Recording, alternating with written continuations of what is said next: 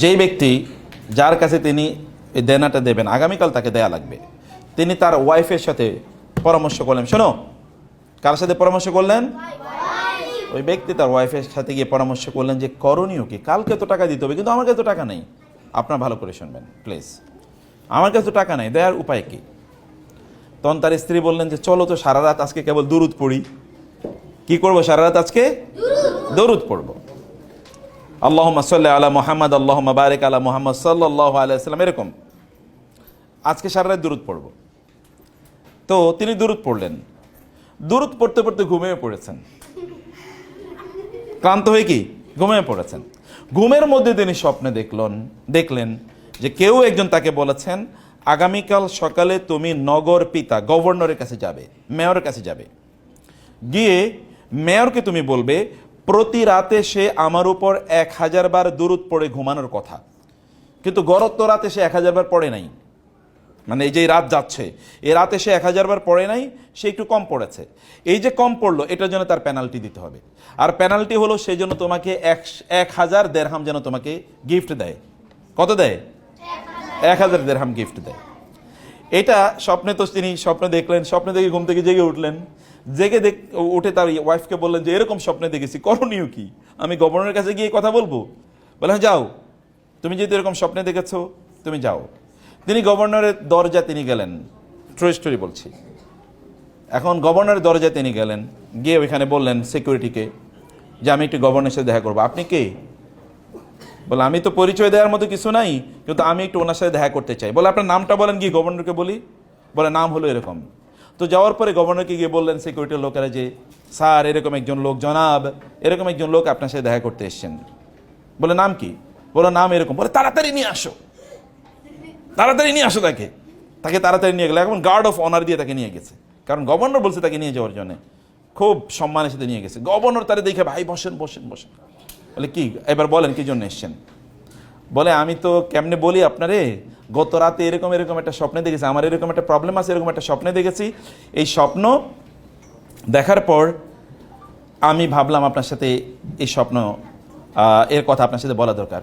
বলে আপনি ঠিকই দেখেছেন, আমাকেও গত রাতে রাসূল সাল্লাল্লাহু আলাইহি ওয়াসাল্লাম নির্দেশ দিয়েছেন আমি যেন আপনাকে 1000 সিলভার কয়েন, যেন 1000 রৌপ্য মুদ্রা যেন আপনাকে আমি দিয়ে দিই। এই আমি এটা রেডি করে রাখছি, আপনি নিয়ে যান এটা। এখন উনি এটা নিয়ে আসছেন, নিয়ে আসার পর ওই যে আজকে কিন্তু অনেক দিন পর্যন্ত টাকা দেওয়ার কথা, আজকে টাকা দেওয়ার কথা, এর মধ্যে তার বিরুদ্ধে কি হয়ে গেছে? মামলা হয়ে গেছে কাজীর কাছে। কাজী মানে হচ্ছে বিচারক। কাজী মানেই যিনি বিয়ে পড়ান এরকম না, কাজী মানে কি? বিচারক। আমাদের দেশে এখন তো বিয়ে পড়ায় যাদেরকে তাদেরকে বলে কাজী, কিন্তু আসলে কাজীর কাজ কি? বিচার করা। এদেরকে বলা হয়তো কাজী। আগের যুগে কাজী মানে হচ্ছে বিচারক, এবং কাদিউল কোদাত মানে হচ্ছে চিফ জাস্টিস। বিচারকের কাছে গেলেন, বিচারক ওই যে ওই পাওনাদার কিন্তু বিচারকের কাছে গেছেন, উনিও গেছেন বিচারকের কাছে। বিচারকের কাছে যাওয়ার পরে বিচারক তাকে দাঁড়িয়ে সালাম দিয়েছেন, আসেন একটু, আসসালামু আলাইকুম। বলে কি?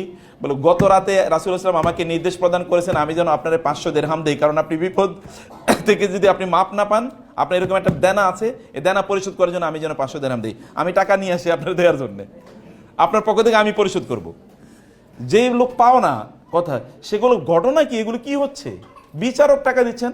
বলে ভাই এরকম এরকম ঘটনা, আমি এরকম নির্দেশ পেয়েছি।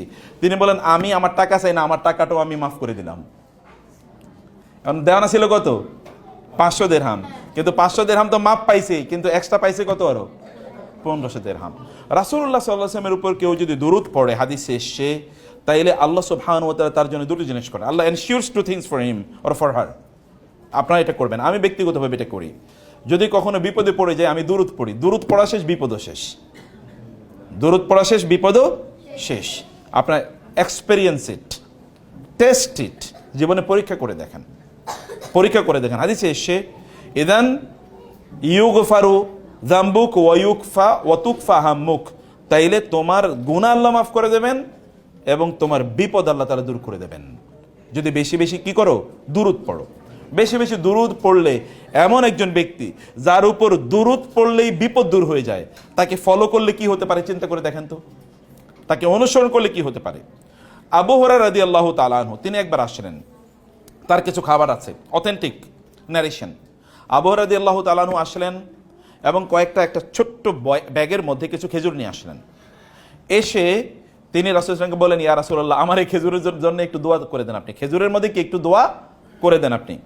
রাসূল সাল্লাল্লাহু আলাইহি ওয়াসাল্লাম বললেন, হে আল্লাহ, তুমি তার খেজুরের মধ্যে বরকত দান করো।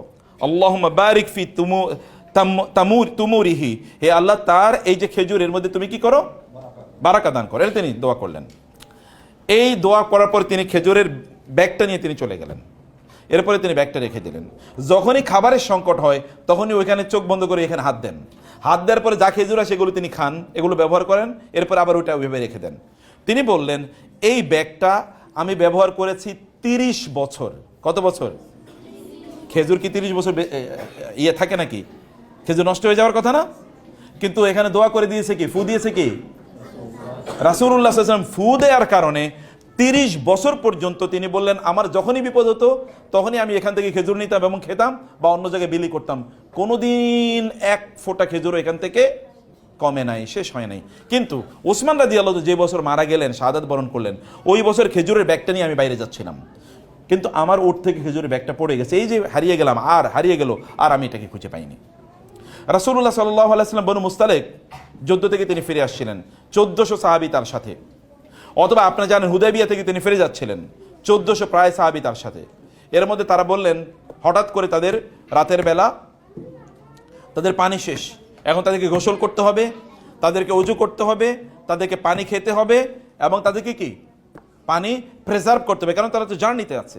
আরব দেশে তো আর সব জায়গায় পানি পাওয়া যায় না, আরব দেশে পানি নাই, এটা হলো আরবদের নেচার। ওইখানে কোনো no navigational source of water, এমন কোনো সোর্স নাই যেখানে আপনি পানি পেয়ে যাবেন। পানি আনতে হয় বহু দূর থেকে, হয়তোবা সেটা জেদ্দা থেকে নিতে হবে বা অন্য জায়গা থেকে নিতে হবে এরকমভাবে, অথবা গভীর কূপ আছে, এই কূপ থেকে বিভিন্ন জায়গায়, এটা খুব দূরে দূরে কিছু কূপ থাকে, কারণ সব জায়গায় এত বড় কূপ তৈরি করাও যায় না, অনেক গভীরে কূপ তৈরি করা লাগে। আর মরুভূমিতে, একটা পাথুরে মরুভূমি, কূপ তৈরি করা এত সহজ জিনিস না। অতএব এখানে পানি হচ্ছে মোস্ট ভ্যালুয়েবল রিসোর্স আরবদের জন্য, মোস্ট ভ্যালুয়েবল। পানির জন্য তারা যুদ্ধ পর্যন্ত করে, এরকম একটা অবস্থা। তো এই আরবে পানি নাই, পানি নিয়ে তাদেরকে চলতে হয়। সাহাবায়ে কেরামরা এসে বলেন, ইয়া রাসূলুল্লাহ, পানি তো নাই, করণীয় কি? তিনি বলেন, এক ফোঁটাও নাই। বলে, আছে, লোটার মধ্যে একটু আছে। বলে, লোটাটা নিয়ে আসো। লোটার মধ্যে তিনি বললেন, আমি হাত রাখলাম। তিনি আঙ্গুল চুবিয়ে দিলেন, এবার বলেন, তোমরা পানি নাও। এবার 1400 লোক পানি নিল, নিয়ে তারা 1400 লোক গোসল করলো, 1400 লোক ওযু করলো, 1400 লোক পানি খাইলো এবং 1400 লোক পানি প্রিজার্ভ করে এগুলো রেখে দিল। পানি কতটুকু? মাত্র এতটুকু। 1400 লোক এতটুকু পানি কেমনে নেয়? তিনি যদি আঙ্গুল দেন, তাহলে যদি এত বরকত হয়, তাহলে তার জীবনটা কেমন বরকতময়, তার জীবনটা কেমন বারাকাপূর্ণ। একজন বোন ইসলাম গ্রহণ করেছে, তিনি ঢাকার একটা সরকারি বিশ্ববিদ্যালয়ে তিনি প্রফেসর। তিনি আমাকে বলেন, স্যার, আমার স্বামীকে তো তিনি তো ইসলাম গ্রহণ করেন না, উনি খুলনা একটা ইউনিভার্সিটিতে বড় পদে তিনি চাকরি করেন, আমরা আপনার স্বামীকে শুধু দাওয়াত দিয়ে নিয়ে আসেন। বলে, স্যার, আসবে না আপনার কাছে? কেন? বলে, তাইলে তো আপনি তাকে ইসলামের দাওয়াত দেবেন, জীবন আসবে না। আমি বললাম, আপনি ওনাকে নিশ্চিত করেন আমি ইসলামের ব্যাপারে একটা কথা বলবো না তাকে। তো 1 মাস 2 মাস চেষ্টা করার পরে তার স্বামীকে নিয়ে আসলেন। আসার পরে আমি চাটা খাওয়ালাম, কথাবার্তা বললাম, গল্প। আমি শুধু একটা দাওয়াত দিই, আমি এর আগে একটা রাসূল ইসলামের একটা জীবনী বই আইনে রেখেছি, আমার খুব প্রিয় একটা বই। রাসূলের জীবনী তো অনেক বই আছে, আমি যেটাকে পছন্দ করি, এই বইটা এনে রেখে আমি বললাম, আপনাকে আমি বইটা হাদিয়া দিলাম, আপনি বইটা পড়বেন, আমার আর কোনো চাওয়া নেই। আপনি তো অনেকের জীবনী পড়েছেন, জীবনে উনি তো মুহাম্মদ সাল্লাল্লাহু আলাইহি ওয়াসাল্লাম তো পৃথিবীর সকল বড় বড় জ্ঞানী বিজ্ঞানীদের কাছে গ্রেট অথবা গ্রেটেস্ট, তাদের কথাই, আমি অমুসলিমদের কথা বলছি। তো আপনি একজন অন্যান্যদের জীবনী যেরকম পড়েন, এটা একটু পড়েন, আপনি শুধু এটা পড়বেন, পড়ে এরপর আপনি আমার সাথে দেখা করবেন। 2 মাস পরে ওই ভদ্রলোক এসে বলে, স্যার, আমি মুসলমান হব। শুধু রাসূলের জীবনী পড়ছে। বিশ্বাস করেন তার জীবনের একটা মিরাকল, মুজিজা, জীবন্ত মুজিজা।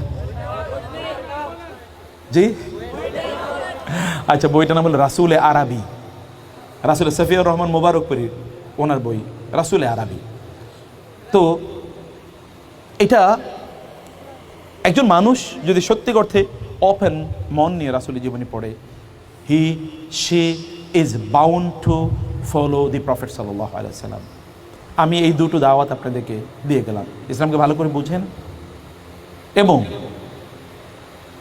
রাসূল ইসলামের জীবনীটা পড়েন। ইসলামকে বোঝার জন্য কোরআন বোঝা মাস্ট। আপনি যদি কনফিউশন দূর করতে চান ইসলাম সম্পর্কে এবং ওদের শিকারে পরিণত না হতে চান, তাহলে কোরআন বুঝেন।